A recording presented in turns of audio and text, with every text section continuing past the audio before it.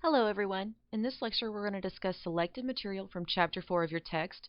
In this chapter we're focusing on attention. We can define attention as the ability to focus on specific stimuli or locations in our environment. And in this lecture we're going to focus on two types of attention specifically. The first of which is selective attention, and this is where we attend to something in the environment while ignoring other things. The other is divided attention, and then this is where we pay attention to more than one thing at a time. Okay? We'll first focus on selective attention. And again, this is the ability to focus on one message, for example, and ignore all other messages.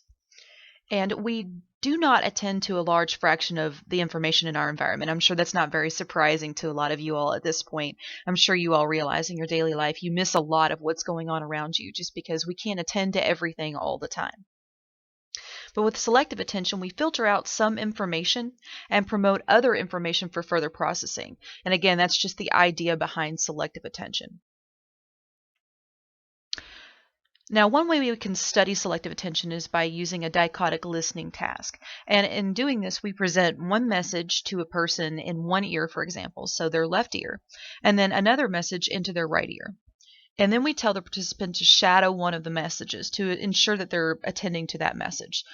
And the question here is that, can we completely filter out the other message to the unattended ear and attend only to the one that we're shadowing? So can we completely ignore the other message we're not supposed to be listening to and only attend to the shadowed message? And here's just a figure depicting how this would look. So we have our participant with the headphones on, and we have one message in one ear, a different message in the other ear. And this participant would be told to shadow his left ear, for example. So the yellow dog chased is the one that he's supposed to be shadowing. And the item of interest is whether or not he'll be able to recall anything that's incoming to his right ear after this task is completed. And in this task, participants could not report the content of the message in the unattended ear. Now, they did know that there was a message there. They recognized that they heard something coming into that ear. They just couldn't tell the experimenter what. They also knew the gender of the speaker, male or female, but again, they had no memory of what the actual message was. However, the unattended ear is being processed at some level then, because again, they're able to tell you that there was a message and they know it was a male or a female speaking. So on some level, some portion of that information coming into that ear is being processed. And one example I'll give you is the cocktail party effect. Now, I'm sure all of you all have had this happen where you've been in a really loud environment. There's been lots of people around, and you're talking to somebody and you're having a conversation and you're having to really focus on what they're saying so you can have the conversation with them. And it's just so loud around you, but then all of a sudden you hear your name being called from the crowd. Now, you've been completely drowning out the noise, but all of a sudden you hear your name. So that kind of pulls you out of the conversation that you're having and draws your attention to whoever has called your name in the crowd. Now, again, you're not attending to the crowd noise, but somehow you were able to pick out your name. So again, this is just another example of how, on some level, even if we're not attending to something, we are getting something from it. Now, again, to note from this, from studies with dichotic listening, again, participants do note a change in gender, but they also do note a change in tone as well. So if the message changes from being more of a lighthearted, happy tone to more of an angry or severe tone in the voice, the participant will notice that. Now, this brings us to the question of where does the attention filter actually occur? Because we talked about the cocktail party effect and all of that. So it kind of calls to mind, when do we start filtering things out?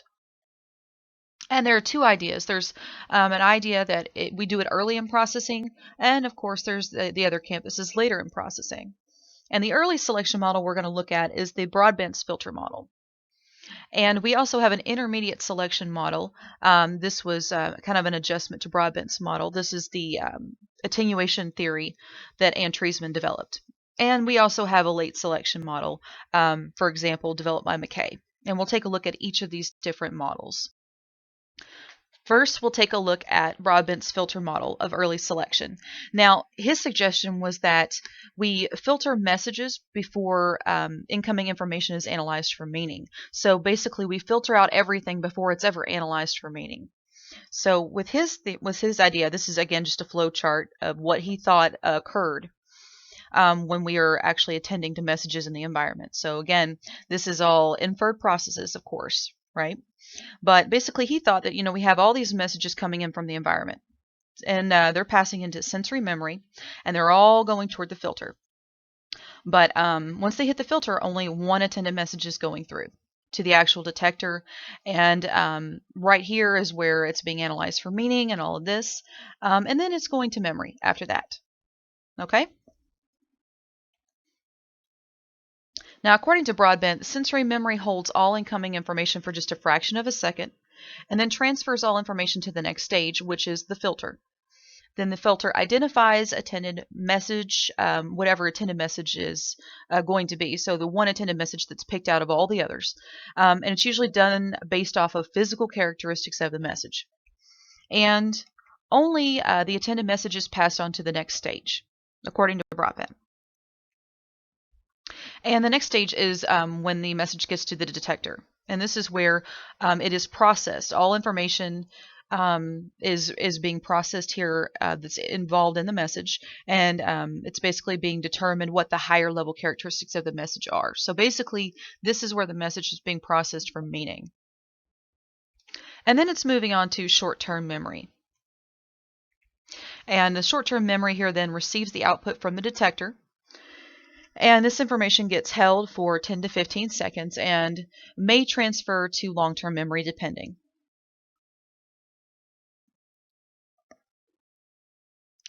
Now, as I'm sure you've already gathered, there's a few things that Broadbent's model couldn't explain, and the first of which is the cocktail party phenomenon that I mentioned earlier.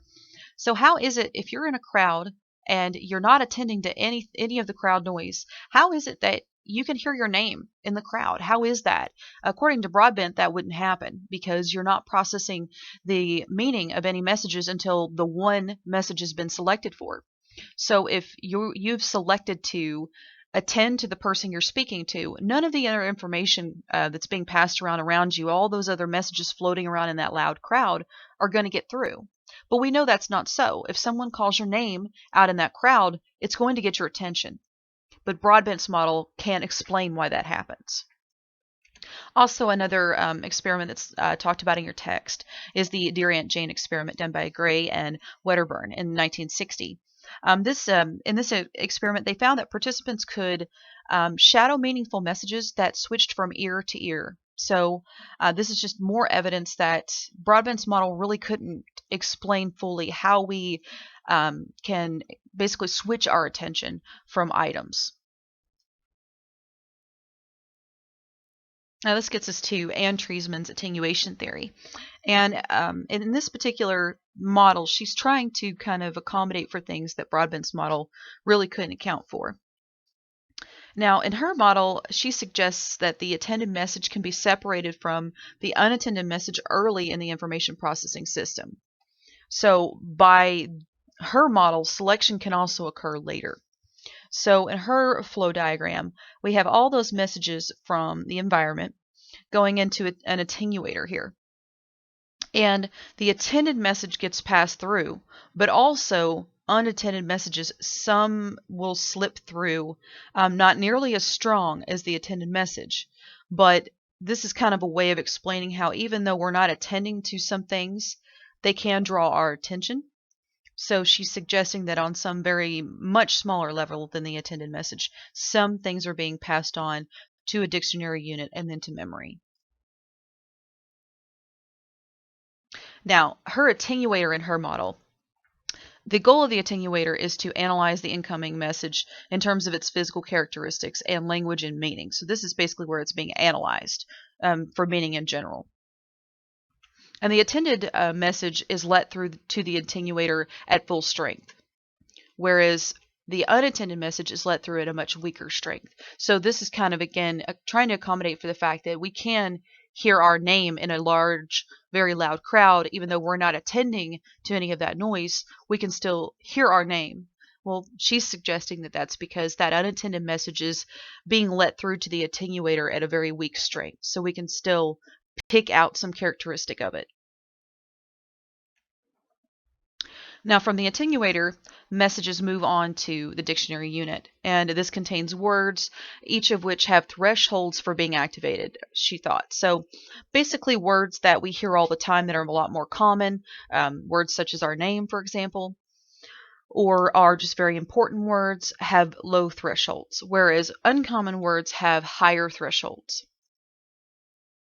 So if we take a look at our graph here, basically this is just suggesting that more rare words or uncommon words have a higher threshold, and this means that these need a higher signal strength to be activated, essentially. So words like rutabaga, words that you don't hear a lot, whereas your own name, you hear a lot. That's going to have a much lower threshold. And also important words like if you're in a big crowded room and you hear the word fire, well, that's going to get your attention. That's going to be a lower threshold word. And now we move on to late selection models. In late selection models, the idea here is that selection of stimuli for final processing does not occur until after the information has been analyzed for meaning. So this is suggesting that we analyze everything for meaning before we select what's going on for final processing. And this was a study done by McKay in 1973. And he did message playing in a headphone wearing task where participants had to listen to messages. So in the attended ear, so the ear that participants were told to attend to, they heard ambiguous sentences. So things such as they were throwing stones at the bank. So this can be ambiguous because what type of bank? Okay. It could be a river bank. It could be a bank where you go deposit money. So a bit ambiguous. But in their unattended ear, so this is the ear participants aren't supposed to be paying attention to at all, words would be played like river or money. And in test, the participants had to choose which was the closest to the meaning of the message in the attended ear. So they had to choose between they threw stones toward the side of the river yesterday, or they threw stones at the Savings and Loan Association yesterday. And what they found was that depending on the words that were played into the unattended ear, the meaning of those words, biasing words they called them, affected the participants' choice between these two sentences. And the participants were unaware of the presentation of the biasing words, of course, but nonetheless, some information there got through enough to bias them one way or the other towards one of these two different sentences. This brings us on to load theory of attention. Now, with load theory of attention, this is a lot more focusing on how much of our resources is being taken up by a certain task. So basically here we're talking about processing capacity. So how much information a person can handle at any given moment. And we have perceptual load. This is the difficulty of a given task. Okay, so we have high load tasks and low load tasks. And high load tasks would be more difficult tasks that use higher amounts of processing capacity. So something that you really have to focus on, and you kind of just have to do that, and you really can't do anything else while you're doing that. Whereas low load tasks, we consider those to be much more easy. These are tasks that use lower amounts of processing capacity.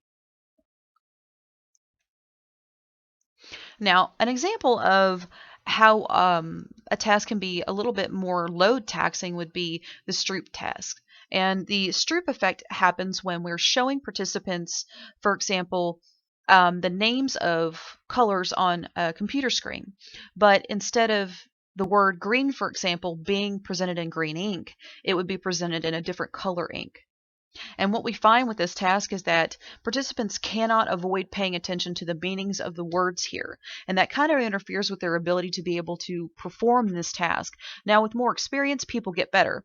And something else we note is that children, small children, are actually better with this task than older adults are. So on this next slide, I'll show you an example of what some of the Stroop stimuli would look like. So here we go. So these would be stimuli that the Stroop task would use. Now keep in mind that participant would only receive one at a time. So for example, this one right here would be presented in the center of the screen by itself, and the participant would have to name the ink color, not read the word. Now for example here, the correct answer would be orange, even though of course the word is red. The correct answer with this one would be blue. Now, as you can imagine, as an adult person, we read almost automatically because we've been doing it for so long. This task is somewhat taxing on us and requires more of our attention, especially at first, because we have to really try to actively not read the words, which is really impossible. But it is very common for adult people to miss some of these and accidentally read the word instead of to name the ink color. Whereas small children don't have near the experience with reading as we do, and some of them, are still obviously not to the level of reading that an adult person would be. So this is why for them, this isn't quite as big of a challenge as it is for us. And now we move on to divided attention. And we do have some evidence that practice enables people to simultaneously do two things that were difficult at first. And you can take a look at this study in your book. This is Schneider and Schifrin in 1977. Now, again, we do have some evidence that if we practice enough, we can do two things that were difficult at first, and we can do them to some decent level. And the idea with divided attention is that eventually, with practice, automatic processing occurs without intention and is only using some of the person's cognitive resources. So with enough practice, basically, divided attention, we can do it in a more automatic way, where it's not drawing so much focused attention. It's more of an automatic process. Now, more recently, though, this has been looked at in terms of driving distractions. And of course, what's the main driving distraction we have, of course, is our cell phone. And one study was looking at a 100-car naturalistic driving study, and they had video recorders placed in the cars to record the drivers. And they found that the risk of accident is around about 4 times higher when using a cell phone while you're driving. Another study done by Strayer and Johnston in 2001, this is a little bit older now, but they did a simulated driving task, and what they found was that participants on the cell phone missed twice as many red lights and took longer to apply the brakes when needing to stop. And interestingly, they found the same result using hands-free cell phone rather than just finding this with when a person's actually having to hold the phone, trying to text with their thumb, trying to look at the screen and text with their hand. Even when they're using a hands-free phone that has a holder that's being held up on the console of the car or something. Even with a hands-free option, people are still making more driving mistakes than those that aren't distracted by a cell phone. So this is just an example of how, while we can use divided attention with enough practice, some things are just never going to be as good as they should be when we're not paying enough attention to them, and driving is one of them. Now, moving on to attention and visual perception. Now we're going to discuss something called inattentional blindness, and this occurs when a stimulus that is not attended to is not perceived, even though a person might be looking directly at it. And this is a very cool effect. So this is a study that's listed in your textbook. In this study, participants were told to, in each particular trial, name which of the bars was longer than the other one. So for this one, for example, the correct answer would be the blue bar. It's longer than the green bar. And in this one here, the green bar is longer. But in at some point in these trial presentations, they started to present this little square to participants that would be kind of inlaid with the plus sign here. And what they found was that when they asked participants if they saw anything different, they said that they didn't. They said that they never noticed this little square here. Even though they were looking right at it while they were performing this task, they were so focused and their attention was so directed at which bar here is longer, this particular task, that they totally didn't notice this here at all. Now this brings us to object-based versus location-based visual attention. Location-based suggests that we move attention from one place to another, depending on where it's directed. Whereas object-based is suggesting that attention is being directed to one place on an object. So a little bit different. Now, again, how we direct our attention or how our attention is directed is very important, like we saw in that last study I just showed you. It's very important with change detection as well, something we call change blindness. Now, if I show you two versions of a picture, the differences between them are not immediately apparent. It takes usually very localized, focused search in different sections of the picture to find what is different or what has changed between one version to the next.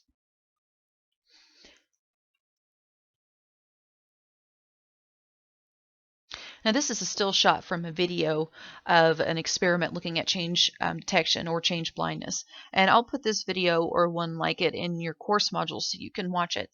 But in this particular example, you have two teams. So the people wearing the black shirts are one team and people wearing the white shirts are the other team. And people who are watching this are told to count the number of times the basketball is passed around. Well, the whole time this is going on, there's this person in a gorilla suit that walks into the scene, stands right in the middle of the game, waves his arms, and then kind of walks out of the scene. Now, people who haven't seen this video will tell you when it's finished how many times the basketball was passed. But what they won't tell you is that the person that is here in the gorilla suit was actually in the video. They don't recall seeing this at all. And when you point that out to them and replay the video, they're genuinely shocked that they didn't notice this. So I think this is just an excellent example of how it is so easy for us to miss things completely that are right in front of our face, just simply because our attention is not drawn to that particular object at that time. And now we're going to take a look at how we attend and experience a coherent world. So how we bind features and things like this together when we're trying to perceive things. So binding is the process by which we take features such as color, motion, form, and where something's located in the environment, for example, and we combine all of that together to create our perception of a coherent object. And here we have a figure of the feature integration theory, and this is something that was developed by Ann Treisman. And this, again, is kind of looking at how we perceive an object. So if we're attending to an object, how do we get our perception of that object? And this is her basic suggestion of how we do that. So here we have an object in the environment, for example, and then it moves on to the pre-attentive stage. And this is where we kind of break that object down and analyze it into its features. And then we move on to focused attention, and this is where we take all those features and combine them back together, and that yields our perception of that object. Now, again, in her model of the feature integration theory, we have that pre-attentive stage, and this pre-attentive stage, she suggests, is automatic, requires no effort or attention on our part. We're unaware of the process, and the object is, of course, analyzed into its features. Now, this was a study done by Treisman and Schmidt in 1982 looking at the FIT or FIT model. And what they found was that participants reported combination of features from different stimuli. So basically stimuli they were shown, they were reporting that they saw stimuli that basically weren't really presented. They were combining different features from different stimuli together. And they called these illusory conjunctions. And they said that they occurred because features are essentially free floating in space before they're put back together into a perception. So, for example, this would be stimuli that they used for the illusory conjunction experiment. And you can look at your chapter more so you can see step by step exactly what they did. But these would be the type of stimuli, for example, that they would use. And then we take a look at the focused attention stage of this model, and this is where, of course, attention plays a key role, and the features are combined. And what they found in their study was that if they told participants to ignore the black numbers and focus on the objects, that participants could correctly pair the shapes and colors together.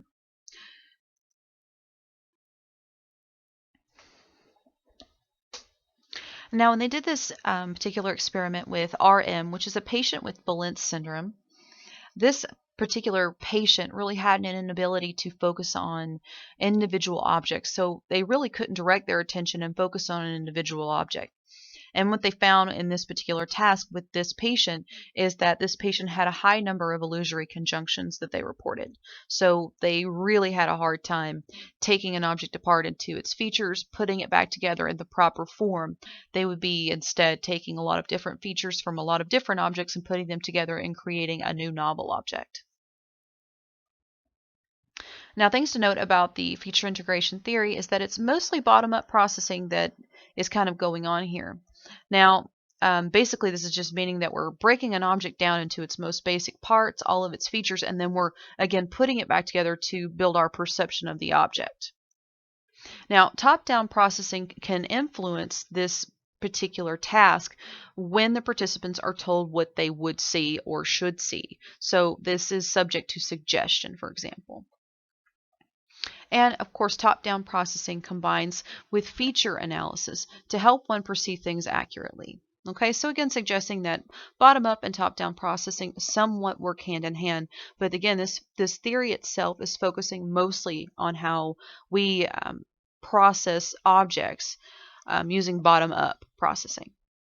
So that's all for this chapter. Guys, make sure again, as always, to take a look at this chapter very carefully and read through it this week. And I hope you all have a great week, and I'll talk to you again when we move on to chapter 5. Bye, guys.